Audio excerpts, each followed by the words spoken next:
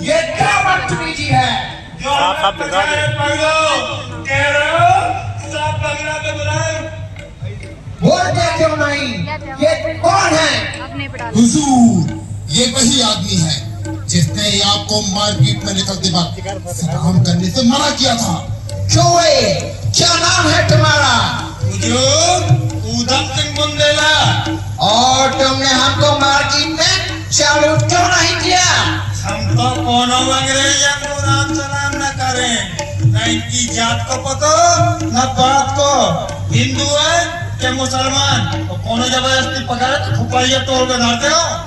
Daddy, तुझे salute करना ही पड़ेगा। ये तो अंग्रेजों की अदादुल्ली चल रही का, हम मान नहीं का। तुम राजा हो कबीला के? हम कोई राजा नहीं है। तो नाश्ता होगा? नहीं, वो तो राजा के कर्मचारी है। तो फिर आप कौन है? हम तो लाइट शहर में सर्वेंट हैं।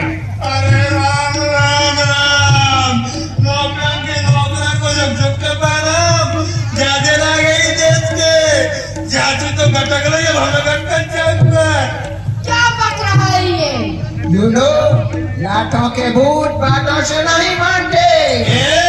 हमें हाथ नहीं है, तुम पर ठूंसा दोगे। You bloody Indian! काय हो? अब गाड़ियां पे आ गए, गाड़ी ना दइयो नहीं तो मुंह पर पलंगे मारो। तो एक ही ठूंसा में पसूलियां तोड़ के धर दे हो। जाओ इस आदमी को मार मार के छावनी से बाहर निकाल दो।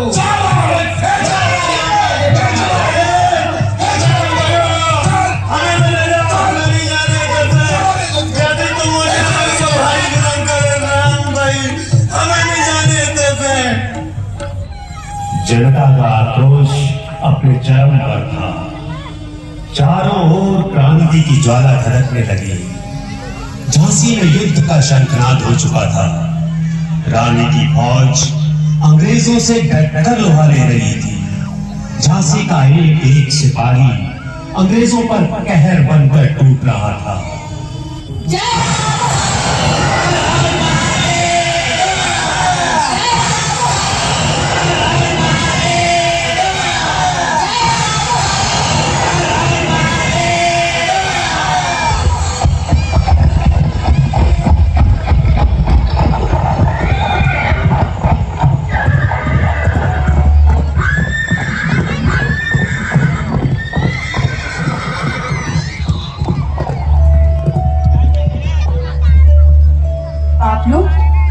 आप लोग कौन हैं?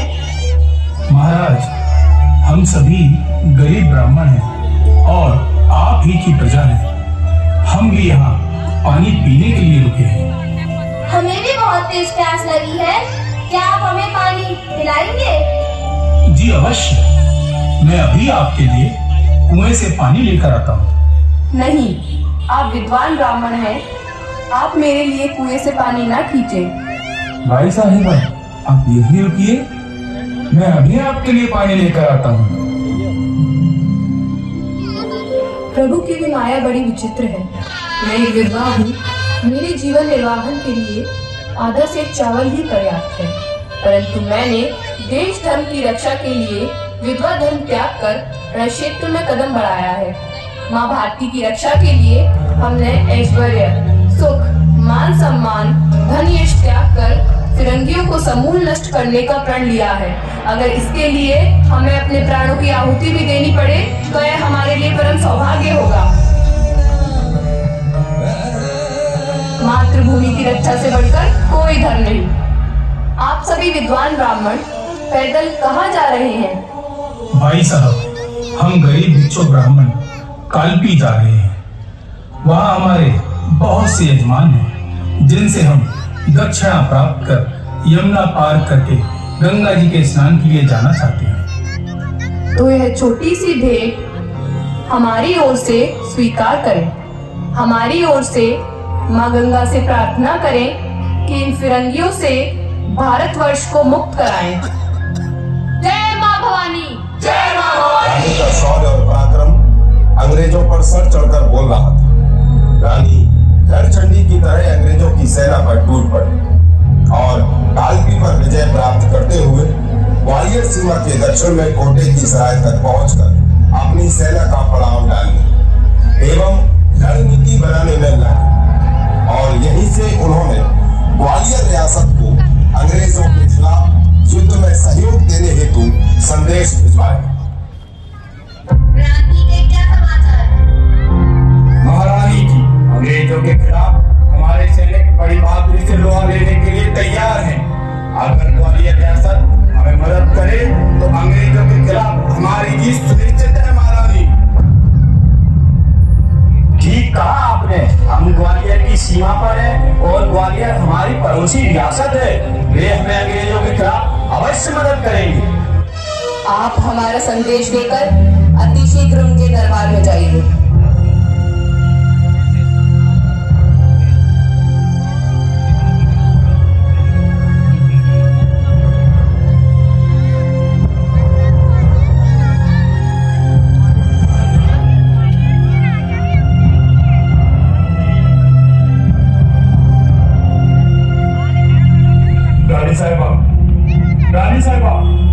रानी साहिबा, निराशा निराशा निराशा।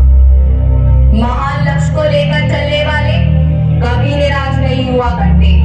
कोई हमारा साथ दे या ना दे, परंतु मैं अपने जीवन की अंतिम श्वास तक स्वतंत्रता के लिए संघर्ष करूंगी। साथियों, अब समय आ गया है कि हम मातृभूमि की रक्षा के लिए सर्वस्व न्यौछावर कर दें। सैनिकों, नगर की ओर कूच करो। हर हर महादेव, हर हर महादेव, हर हर महादेव, हर हर महादेव। रानी ने तुरंत अपनी सेना के साथ ग्वालियर पर धावा बोल दी। ग्वालियर रियासत की पलटनों ने क्रांतिकारियों पर गोली चलाने से ये कहकर इनकार कर दिया कि हम अपने स्वामी के स्वामी पेशवाओं पर हाथ नहीं उठा सकते। ग्वालियर रियासत की सेना बिखर गई और हुकूमत अदृश्य हो गई। मुरार नदी से रपट होते हुए क्रांतिकारियों ने ग्वालियर पर अधिकार कर लिया और पहला पड़ाव फूलबाग पर डाला। क्रांतिकारियों ने महारानी के नेतृत्व में ग्वालियर दुर्ग पर झंडा फहरा दिया।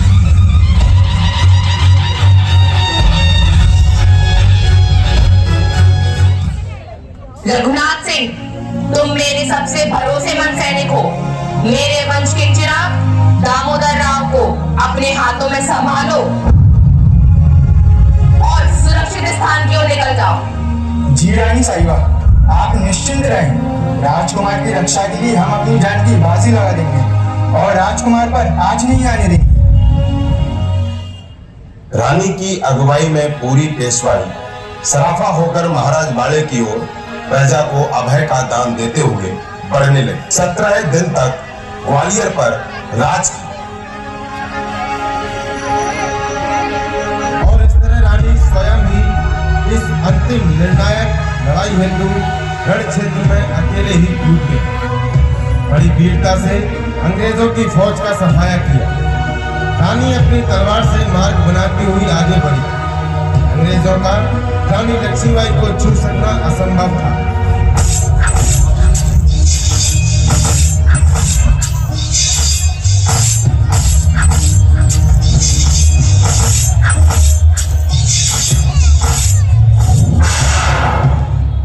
किंतु रानी का घोड़ा नया था। नाला सामने देख घोड़ा रुक गया। रानी उस समय बिल्कुल अकेली रह गई थी। उसने अकेले ही अंग्रेजों का अपनी तलवार से मुकाबला किया।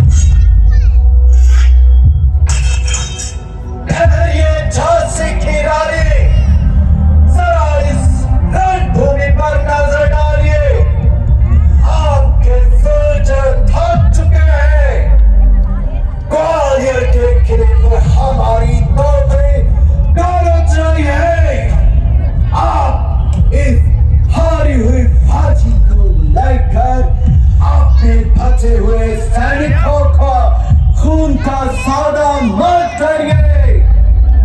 समझदारी इसी में है कि हथियार डाल दीजिए।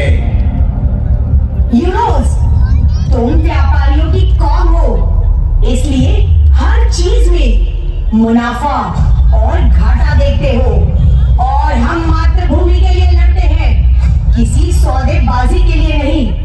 झांसी कोई वस्तु नहीं जिसे गवर्नर जनरल के एक कागज के टुकड़े से नीलाम कर दिया जाए। जब तक मेरी रगों में लहू का एक भी कतरा बाकी है, मैं अपनी मातृभूमि के लिए संघर्ष करती रहूंगी। यह वीरता नहीं, सरासर पागलपन है। लॉर्ड डलहौजी का कानून पत्थर की लकीर है। अगर आप आज भी समर्पण करती है तो ईस्ट इंडिया कंपनी आपको झांसी की महारानी का दर्जा और एक आलीशान पेंशन देगी। पेंशन? कंपनी बहादुर की दी हुई भीख को मैं ठोकर मारती हूँ। गुलामी के सोने के पिंजरे से बेहतर आजादी का कफन होता है। तुम जिस सम्मान की बात कर रहे हो वो केवल तलवार की धार से कमाया जाता है। झांसी की रानी का मस्तक कट सकता है पर झुक नहीं सकता। याद रखो रानी, ब्रिटिश हुकूमत के खिलाफ विद्रोह का अंजाम सिर्फ मौत है। गुलामी से अच्छी मौत है हीरोज। इतिहास गवाह रहेगा कि जब हिंदुस्तान के बड़े बड़े शूरवीर और राजा महाराजा तुम्हारी गुलामी की पेंशन ओढ़े बैठे थे, तब झांसी की एक विधवा ने तुम्हारे अजय साम्राज्य के घमंड को मिट्टी में मिला दिया। हाँ, मैं एक नारी हूँ, लेकिन याद रखना कि जब एक नारी अपने स्वाभिमान और देश की रक्षा के लिए चंडी बनती है तो यमराज को भी पीछे हटना पड़ता है। जंग जज्बातों से नहीं, बारूद से जीती जाती है। तुम्हारी सांसें अब गिनती की है रानी। मेरी सांसें भले ही थम जाए यूरोज, लेकिन मेरी मौत इस वतन के जर्रे जर्रे में क्रांति की वो आग सुलगाएगी जिसे तुम्हारी फौजें कभी बुझा नहीं पाएंगी। यूरोज, अब बातें नहीं, युद्ध कर। हर हर महादेव, हर हर महादेव, हर हर महादेव, हर हर महादेव। एक अंग्रेज ने धोखे से रानी के सिर पर वार किया। रानी के सिर का दाहिना भाग अलग हो गया। फिर भी रानी घोड़े पर टूटी हुई तलवार चलाती रही। रानी की छाती और सिर से खून के फव्वारे निकल रहे थे। फिर भी रानी ने अपनी तलवार से अंग्रेज की गर्दन काट दी जिसने उस पर वार किया था। इतने में रानी के साथी आ गए और बहुत ही गंभीर हालत में रानी को पास ही बाबा गंगा दास की कुटिया तक ले आए।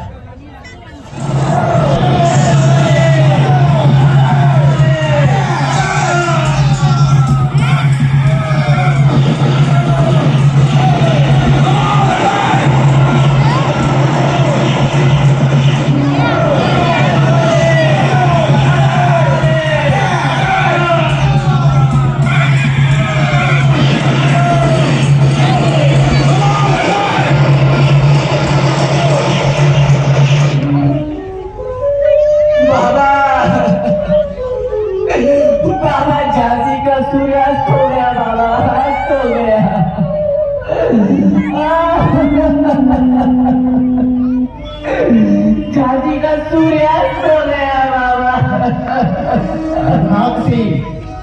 ध्यान रखो,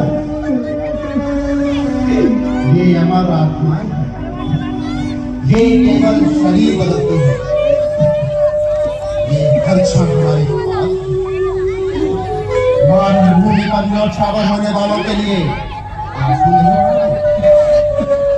ये तो मातृभूमि का मान बढ़ाता है पुत्र। भारत माँ का मस्तक गर्व से ऊंचा हुआ पुत्र, गर्व से ऊंचा हुआ। बाबा, बाबा, अब मैं भारत माता से गले मिलने जा रही हूँ बाबा। बाबा बाबा, मेरी आपसे प्रार्थना है, कोई भी फिरंगी मेरे शरीर को हाथ न लगाने पाए बाबा। बाबा, गंगा जल गंगा।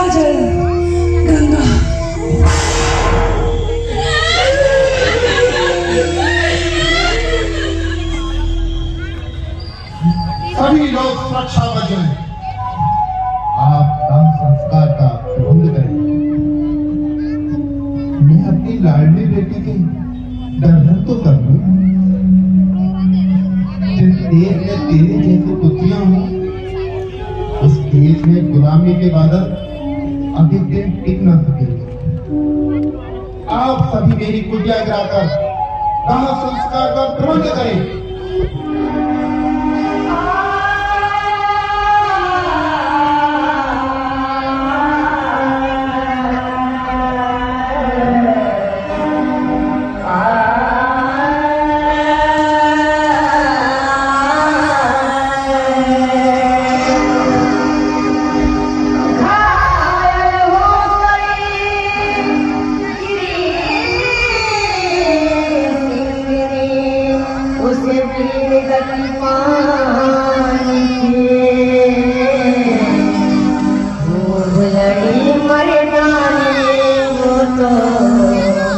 झांसी वाली रानी